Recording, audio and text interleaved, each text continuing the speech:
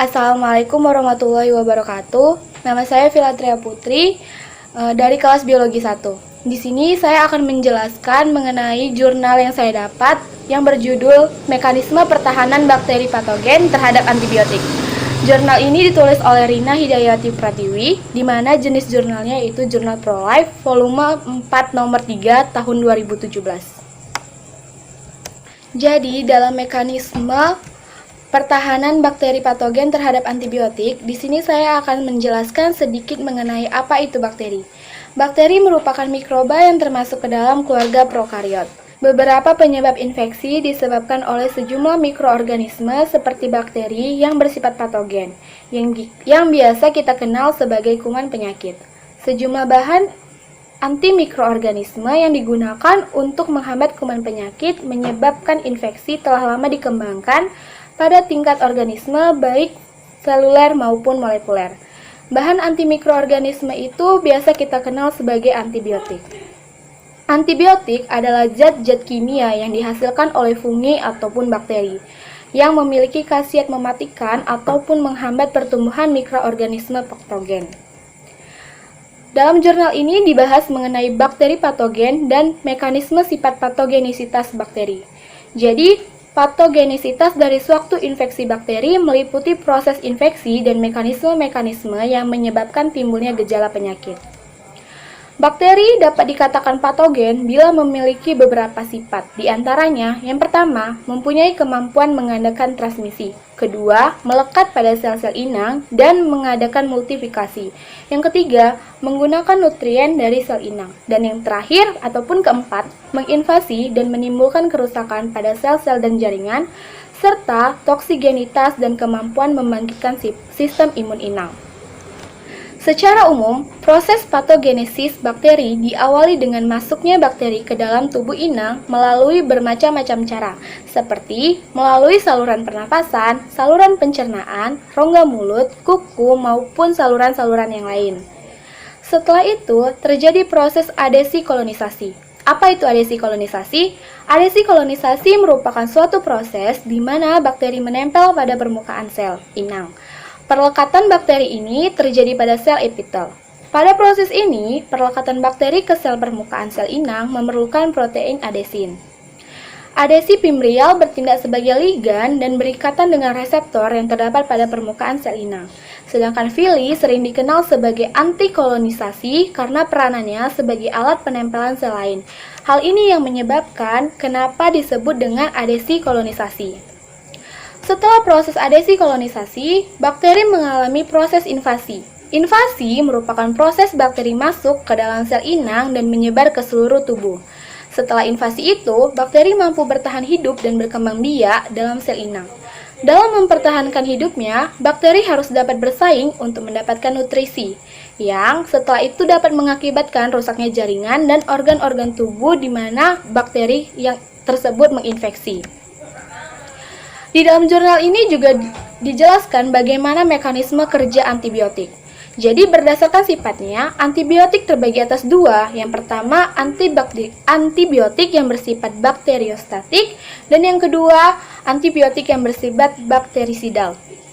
Cara kerja antibiotik yang bersifat bakteriostatik yaitu dengan cara menghambat perkembangan bakteri dan memungkinkan sistem kekebalan inangnya mengambil alih di bakteri yang dihambat. Contohnya yaitu tetrasiklin. Lalu yang kedua, cara kerja antibiotik yang bersifat bakterisidal dapat membunuh bakteri dengan cara menghambat pembentukan dinding sel dan bersifat toksik pada sel bakteri. Contohnya yaitu antibiotik penisilin. Berdasarkan mekanisme kerjanya terhadap bakteri, antibiotik dikelompokkan menjadi 5. Yang pertama, inhibitor sintetis dinding sel bakteri. Jadi, inhibitor sintetis dinding sel bakteri ini memiliki sifat bakterisidal yang cara kerjanya yaitu dengan cara memecah enzim dinding sel dan menghambat enzim dalam sistem dinding sel. Contohnya itu pada golongan beta-laktam seperti penisilin, cefalosporin, carbapenem, monobaktam, serta inhibitor sintetis dinding sel lainnya seperti vancomycin, basistrasin, fosfomisin, dan daptomisin. Yang kedua, Inhibitor sintetis protein bakteri. Jadi inhibitor sintesis protein bakteri ini memiliki efek bakterisidal juga atau bakteriostatik, yaitu dengan cara mengganggu sintesis protein tanpa mengganggu sel-sel normal dan menghambat tahap-tahap sintesis protein. Yang ketiga, mengubah permeabilitas membran sel dan memiliki efek bakteriostatik dengan cara menghilangkan permeabilitas membran karena hilangnya substansi seluler sehingga menyebabkan sel menjadi lisis. Lalu yang keempat yaitu menghambat sintesa folat. Jadi mekanisme kerja ini terdapat pada obat-obat seperti sulfamida dan trimethoprim. Bakteri tidak dapat mengabsorpsi asam folat, tetapi harus membuat asam folat dari PABA atau para amino benzoic acid dan glutamat. Dan yang kelima, mengganggu sintesis DNA. Mekanisme kerja tersebut terdapat pada obat-obat seperti metronidazol, quinolone, dan novobiosin. Obat-obatan ini dapat menghambat DNA girase sehingga menghambat sintesis DNA. DNA girase adalah enzim yang terdapat pada bakteri dengan cara menyebabkan terbuka dan terbentuknya superhelix pada DNA sehingga menghambat replikasi DNA tersebut. Lalu pada jurnal ini dibahas mengenai mekanisme pertahanan bakteri terhadap antibiotik. Jadi, resistensi dapat diartikan sebagai tidak terhambatnya pertumbuhan mikroorganisme. Dalam hal ini, bakteri dengan pemberian antibiotik secara sistematik pada kadar hambat minimal ataupun dosis normal yang seharusnya. Sedangkan multiple drugs resistant diartikan sebagai resistensi terhadap 2 atau lebih obat maupun klasifikasi obat. Jadi, resistensi antibiotik ini dapat diartikan sebagai suatu kemampuan mikroorganisme untuk bertahan terhadap efek antibiotik, di antaranya dengan memperoleh gen resisten melalui mutasi atau perubahan atau pertukaran plasmid yang biasa disebut dengan transfer gen. Transfer gen ini dapat juga dilakukan antar spesies bakteri yang sama. Contohnya methicillin resistance pada Staphylococcus aureus atau vancomycin yang resisten terhadap Staphylococcus aureus. Ada juga beberapa faktor penyebab terjadinya resistensi bakteri. Yang pertama itu ada faktor primer. Jadi faktor primer ini merupakan penggunaan agen antibiotik, munculnya strain bakteri yang resisten terhadap antibiotik, dan penyebaran strain tersebut ke bakteri lain. Lalu ada faktor penjamu seperti lokasi infeksi. Kemampuan antibiotik mencapai organ target infeksi sesuai dengan konsentrasi terapi. Flora normal spesies dan ekologi lingkungan juga termasuk faktor yang diperhatikan. Ada juga faktor-faktor lain yang berpengaruh, diantaranya penggunaan antibiotik yang meluas dan irasional, penyalahgunaan antibiotik oleh praktisi kesehatan yang tidak ahli karena kurangnya perhatian pada efek merusak dari antibiotik yang tidak tepat. Resistensi antibiotik dapat diklasifikasikan menjadi 2 kelompok. Yang pertama, resistensi alami. Resistensi alami ini bisa diartikan merupakan sifat dari antibiotik yang memang kurang atau tidak aktif terhadap suatu bakteri dan bersifat diturunkan. Contohnya itu pada bakteri Pseudomonas aeruginosa yang tidak pernah sensitif terhadap chloramphenicol serta 25% dari Staphylococcus pneumoniae yang secara alami resisten terhadap antibiotik golongan makrolid. Antibiotik golongan makrolid ini terdiri dari erythromycin, clarithromycin, dan azithromycin. Lalu yang kedua disebut juga sebagai resistensi yang didapat. Maksud dari resistensi yang didapat ini apabila bakteri tersebut sebelumnya sensitif terdapat suatu antibiotik, kemudian berubah menjadi resisten. Sebenarnya ada 2 kemungkinan mekanisme terjadinya kejadian ini, yaitu yang pertama, karena adanya mutasi pada kromosom DNA bakteri atau terdapat materi genetik baru yang spesifik dapat menghambat mekanisme kerja antibiotik. Contohnya itu seperti Pseudomonas aeruginosa yang resisten terhadap ceftazidin dan ciprofloxacin ataupun Haemophilus influenzae yang resisten terhadap imipenem dan ampicillin. Resistensi antibiotik yang dapat bersifat relatif ataupun mutlak. Jadi maksud di sini relatif ataupun mutlak ini akan saya jelaskan jika resistensi antibiotik yang didapat itu bersifat relatif ketika minimal inhibitory concentration atau MIC antibiotik tertentu meningkat secara bertahap. Contohnya itu resistensi yang didapat pada gonososi dan pneumososi. Lalu kalau maksud dari resistensi antibiotik yang didapat bersifat mutlak itu apabila terdapat suatu mutasi genetik selama atau setelah terapi antibiotik. Jadi misalnya itu pada bakteri Escherichia coli dan Klebsiella pneumoniae yang resisten terhadap subbactam atau ampicillin. Akibat dari resistensi ini, bakteri yang sebelumnya sensitif berubah menjadi resisten dengan peningkatan MIC yang sangat tinggi dan tidak dapat dicapai dengan pemberian antibiotik. Selain hal-hal yang sudah disebutkan tersebut, terdapat juga resistensi silang atau biasa disebut dengan cross resistance, yang merupakan resistensi suatu obat yang diikuti oleh obat lain yang belum pernah dipaparkan.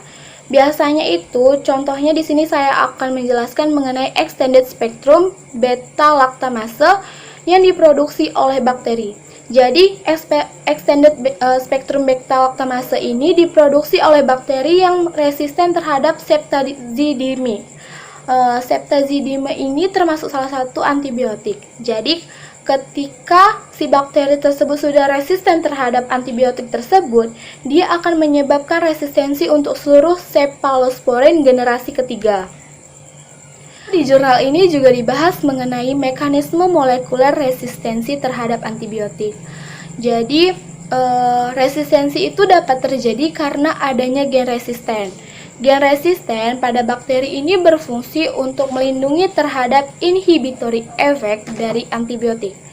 Gen resisten dapat melakukan coding protein transport membran untuk mencegah antibiotik memasuki sel bakteri atau melakukan pemompaan untuk mengeluarkan antibiotik sesegera mungkin saat masuk ke dalam sel sehingga mencegah kontak dengan targetnya. Jadi ketika antibiotik itu masuk ke dalam sel bakteri, maka otomatis inhibitor yang ada dalam sel bakteri itu akan menolak sehingga antibiotik itu nggak akan jadi masuk ke dalam sel bakteri. Makanya kenapa beberapa bakteri menjadi resisten terhadap antibiotik. Bakteri memperoleh gen resisten dengan beberapa cara, antara lain lewat mutasi DNA bakteri. Selain dijelaskan mengenai mekanisme molekulernya, dijelaskan juga mengenai mekanisme resistensi bakteri terhadap antibiotik beta-lactam. Antibiotik golongan beta-lactam banyak digunakan untuk first line terapi infeksi bakteri tertentu. Jadi antibiotik ini lumayan banyak dipilih karena pada umumnya infeksi itu bersifat campur baik pada bakteri gram positif maupun gram negatif serta bakteri aerob dan bakteri anaerob. Seperti yang kita tahu, jenis-jenis bakteri itu ada bakteri aerob maupun anaerob serta bakteri gram positif dan gram negatif.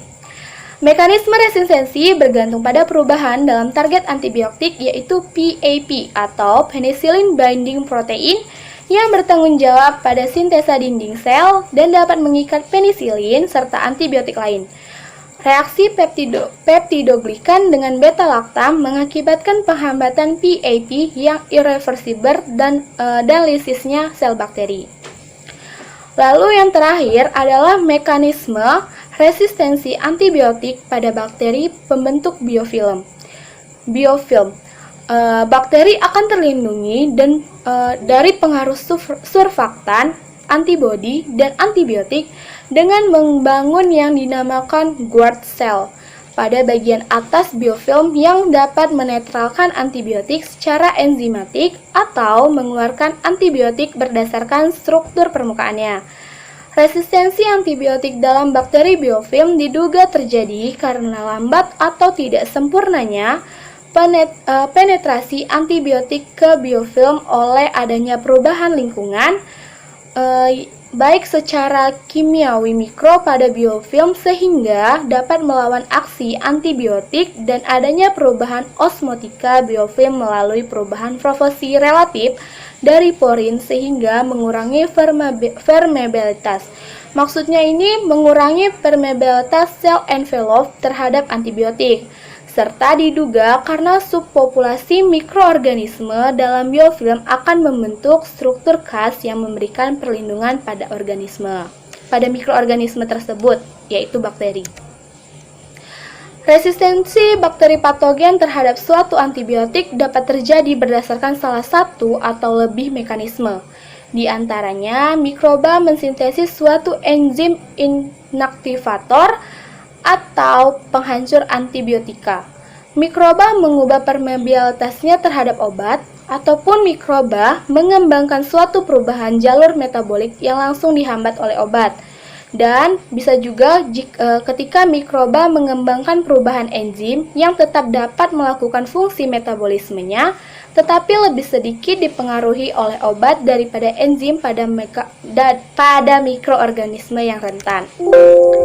Jadi dari penjelasan mengenai isi jurnal tersebut, maka dapat saya simpulkan bahwa resistensi bakteri patogen terhadap suatu antibiotik dapat terjadi berdasarkan salah satu atau lebih mekanisme. Di antaranya, mikroba mensintesis suatu enzim inaktivator atau penghancur antibiotika. Mikroba mengubah permeabilitasnya terhadap obat, ataupun mikroba mengembangkan suatu perubahan jalur metabolik yang langsung dihambat oleh obat. Dan yang terakhir, dapat juga dilakukan ketika mikroba mengembangkan perubahan enzim yang tetap dapat melakukan fungsi metabolismenya, tetapi lebih sedikit dipengaruhi oleh obat daripada enzim pada mikroorganisme yang rentan. Baiklah, itulah penjelasan singkat saya mengenai mekanisme pertahanan bakteri patogen terhadap antibiotik. Lebih dan kurang saya mohon maaf. Wabillahi taufiq wal hidayah. Wassalamualaikum warahmatullahi wabarakatuh.